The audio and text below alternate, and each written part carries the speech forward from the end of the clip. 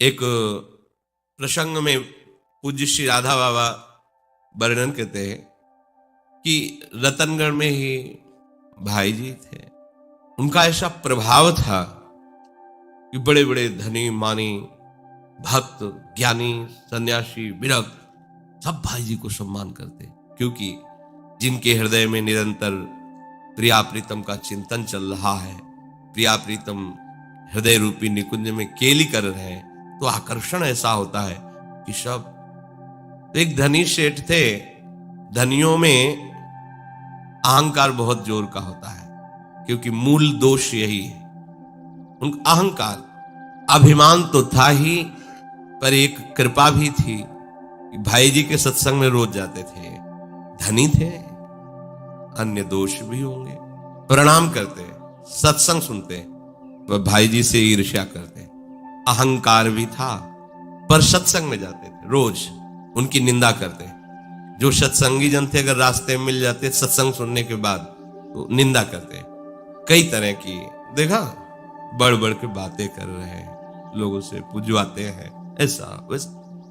कुछ लोग ऐसे होते हैं, किसी दिन भी वो सत्संग ना जाए ऐसा नहीं था, प्रणाम न करे ऐसा नहीं था, पर हृदय की जलन, ईर्ष्या, हमारे पास सब इतना वैभव, कोई हमको प्रणाम नहीं करता और इनको सब प्रणाम करते हैं, नमस्कार करते हैं। ऐसा मतलब विचित्र बात है कि रोज जाना, सत्संग में नियमित जाना, पर वहां की बातों में क्यों में निकाल के और चलते हुए निंदा करना, और जहां भी बैठे भाई जी की निंदा करना। प्रणाम भी भाई जी सामने दिखाए प्रणाम करेंगे, ऐसे प्राय बहुत हृदय होते हैं। सामने तो प्रणाम नमस्कार, पीछे निंदा करना। वो अपनी जलन को नहीं सह पाते, अपनी मलिनता को और बढ़ाते हैं। वो यही समझते थे मेरे पास इतना ऐश्वर्य है, नौकर चाकर हैं, मैं बहुत धनी हूं, हमारे सामने भाई जी क्या है, फिर इतना सम्मान इनका, जिसको देखो वही भाई जी प्रणाम नमस्कार, दौड़े पीछे घूम रहे। मैं क्या करूं जो मेरा सम्मान हो, सब कुछ तो हमारे पास है, क्या कमी है। ये अनेक वृत्तियों में फंसे हुए भोगों में ये जो संत महात्माओं की, वैष्णवों की निंदा करते हैं, अवहेलना करते हैं, अपमान करते हैं, ऐसे अपवित्र नरकों को भोगना पड़ता है। भाई जी के पास आना, उनको प्रणाम करना, देखो इसका प्रभाव, और भाई जी की निंदा करना अपना अपना प्रभाव है। देखो बढ़िया अवसर कि अगर इस जलन को विवेक के द्वारा रोक लेते, निंदा ना करते, तो इसी जन्म में भगवत प्राप्ति हो जाती। कोई असर उनके ऊपर नहीं पड़ता, आचरण में कुछ परिवर्तन नहीं, बस सत्संग आना, प्रणाम करना, सामने मधुर भाषण, पीछे निंदा, और कैसे इनको गिराया जा सके। ऐसे महापुरुष की निंदा में रत, धन का अभिमान, मान की चाह, बोलो अब दुर्गति में कौन सी कमी रह गई। पूरी की पूरी सामग्री तैयार। सत्संग में आना, भीतर से भाई जी को देखकर जलना, स्पर्धा करना, द्वेष करना। वो कहते भी थे कि इनके पास धन क्या है, कुछ नहीं, पर जिसको देखो भाई जी प्रणाम नमस्कार छाए हुए हैं, कैसा। अब उनके अंदर सहन नहीं हो रहा, क्या करें। अच्छा, जो भागवतिक महापुरुष होते हैं वो अपनी प्रशंसा चाहते नहीं, उनको बुरी लगती है, पर करें करावें आप सब, जने बढ़ाई दे। पैसा दे के प्रचार प्रसार करवाने से भी यश कीर्ति नहीं होती। जब आप करवाना चाहते हैं तो वो छुपना चाहता, वो छपा देते हैं, प्रकाशित कर देते हैं। इनका खेल है। भाई जी कभी चाहते थे कि मेरा यश हो, मुझे लोग जाने, अकिंचन भाव से रहते। वहां के तत्कालीन बीकानेर के महाराजा भाई जी के सामने आते, साष्टांग दंडवत करते। भारत के बड़े बड़े अधिकारी आते, भाई जी के चरण स्पर्श करते, बड़ा महिमा। ये देख करके उनके हृदय में, और ये लीला भगवान की है, और जलन, मतलब जलन तो इतनी बढ़ जाती है कि वो क्या करे, अगर उसको आत्म करने से उनका नाश हो रहा हो तो तुरंत कर ले, ऐसी ईर्ष्या पैदा हो जाती है। और जब भाई जी के सामने आते तो ऊपर से बड़ा प्रेम का दिखावा करते हैं, बड़ी कृपा भाई जी आपकी, रोज सत्संग में आते हैं, रोज ऐसा सब। कुछ समय बाद उनकी मृत्यु हुई। सेठ के परिवार के लोग मृत्यु के समय भाई जी को बुलाने आए। भाई जी अचानक सोच किया कि ओ, तो उसमें चले गए। शौच क्रिया अचानक लगी, उधर सूचना रही को प्राण त्यागने वाले भाई जी को इतनी शौच लगी, वहां नहीं जा पाए और शौचालय जाना पड़ा, क्योंकि भाई जी चले जाते तो दुर्गति उनकी नहीं होती। और भगवान को बर्दाश्त नहीं कि उनके भक्त का कोई अपराध करे और फिर अंतिम उसका सुधर जाए। जो अपमान भक्त कर करे या जो अपराध भक्त कर करे, राम रोष पावक से। ऐसी सोच लगी भाई जी को, एक सेकंड के लिए भी फुर्सत नहीं कि मैं जा सकूं शौचालय। तानहम द्विषतः क्रूरान संसारेषु नराधमान क्षिपाम्यजस्र मशुघाना मासुरीष्वेव योनिषु। ऐसे भक्त द्रोह करने वाले पापाचारी क्रूर कर्मी नराधमों को मैं आसुरी योनियों में गिराता हूं और नरक भोगवाता हूं, भगवान कह रहे।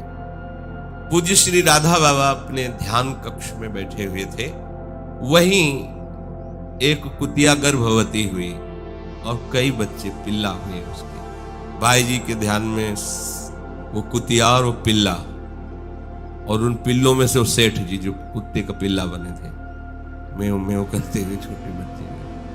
बाबा निकले कुटिया से बाहर, देखा नई नई कुतिया ब्याही है, बच्चे हमारे ही सामने लाना था। देखा अच्छा सेठ जी हैं कुत्ते के पिल्ले के रूप में। अब उपासना कक्ष में बैठे थे तो बार बार आता कि किसी तरह भाई जी का तो दर्शन किया है, उनके श्रीमुख के वचन सुने हैं, तो इसने निंदा की है, तो कृपालु भगवान क्षमा कर दे इसे। संत कह दे देखो कैसा होता है। और अगर उनको दंड ही देना था तो फिर मेरे पास क्यों जन्म दिया? अच्छा जन्म ही दे दिया तो मेरे ध्यान में क्यों लाए? संकेत क्यों किया? ये वही सेठ है, कुत्ते का पिल्ला बन करके आया है, इसका मतलब भगवान इसका मंगल चाहते। राधा बाबा एकदम एकाग्र होकर प्रभु से प्रार्थना की, प्रभु इस सेठ की जो कुत्ते का पिल्ला बना हुआ है इसकी दुर्गति रोक दीजिए, किसी भी तरह से सही। इतने बड़े महापुरुष का दर्शन किए, सत्संग सुने, और आप भी तो चाहते कि उद्धार हो जाए, नहीं तो यही सामने ध्यान कक्ष के सामने यही एक बार कहीं दूर, और फिर हमारे ध्यान में क्यों लाए? बार बार कहते पर प्रभु बोलते नहीं और रोष करके अंतर ध्यान हो जाते। एक दिन बाबा ने हट किया, प्रभु सामने कहा, बोले बोलना पड़ेगा आपको, हमारी बात क्यों नहीं सुन रहे? तो प्रभु ने कहा चक्रधर, चक्रधर बाबा का नाम, मैं भक्त के हाथ बिका हुआ और मेरे समर्पित भक्त को जो अपमानित करता है, जो उसकी निंदा करता है, मैं उसे कभी क्षमा नहीं करूंगा। जानते हो हनुमान प्रसाद पोद्दार ने अपने हाथ में मुझे ले रखा है, प्रेम की मैं वशीभूत हूं, वो नहीं चाहेंगे ऐसा, पर मैं इसको अब क्षमा नहीं कर सकता। मेरे भक्तों से जो द्वेष करता उसको मैं कभी क्षमा नहीं करता। मैं तो पोद्दार का भक्त हूं, मैं भगवान नहीं हूं। समय ये भगवान की महिमा, जैसे दुर्वासा जी से कहा कि ये सुदर्शन अम्बरीश के अधीन है, उन्हीं के चरण पकड़ो जाकर। भला बताओ मेरे समर्पित निर्दोष अकारण हितैषी भक्ति की कोई निंदा करे और मैं उसका मंगल करूं, ऐसा कैसे हो सकता है? कभी क्षमा नहीं कर सकता। मेरे शरणागत भक्त मुझ सर्वरक्षा समर्थ के रहते आरक्षित कैसे हो सकते हैं? निंदा का पात्र कैसे हो सकते हैं? ये मेरे भक्त की निंदा करने वाला है, ये धनाभिमानी है, ये नरक कीड़ा बनेगा, तुच्छ है, इसको बहुत कष्ट भोगना पड़ेगा। अगर कोई मेरा अपमान करे, मेरी अर्धांगिनी लक्ष्मी का तिरस्कार करे, मैं सब सहता। मेरे भक्त का कोई अपराध कर दे, मैं नहीं सह सकता। भगवान कहते यहां तक कि अगर साक्षात लक्ष्मी भी मेरे भक्त का अपराध कर दे तो उसी क्षण भी उनका मैं त्याग कर दूं। फिर ऐसे समर्पित भक्त के लिए, जिसने स्त्री पुत्र ग्रह गुरुजन प्राण धन इहलोक परलोक मोक्ष सबका त्याग करके केवल मेरे प्रेम में पगा हुआ है, ऐसे मेरे भक्त को जो सतावे उसको मैं क्षमा कर दूं? नहीं। तो राधा बाबा ने कहा फिर ये आपने दिखाया क्यों हमें? क्यों दिखाया? बाबा गुस्सा होकर के बोले जाओ फिर जाओ। आपका जब ये सिद्धांत है तो हमारे ध्यान में क्यों लाए, सामने क्यों लाए? हमारा भी तो हृदय है जो आपसे ही पूरित है और आपसे ही प्रेरित है। ऐसा क्यों किया आपने? चुप हो गए प्रभु भी और राधा बाबा भी। वो एक कुत्ता बने सेठ, कांपते हुए फिर बाबा के सामने कूं कूं कूं ऐसे। फिर बाबा का ये लीला भगवान की थी। बाबा उठे, अपनी कमरिया उठाई और जाकर उस पिल्ले को उठाया और कहा कुछ भी हो हम हर उपाय करेंगे तेरा कल्याण। यद्यपि तेरे से भयानक अपराध हुआ है, भगवान भी नाराज है, उपाय यही है भक्त का हठ।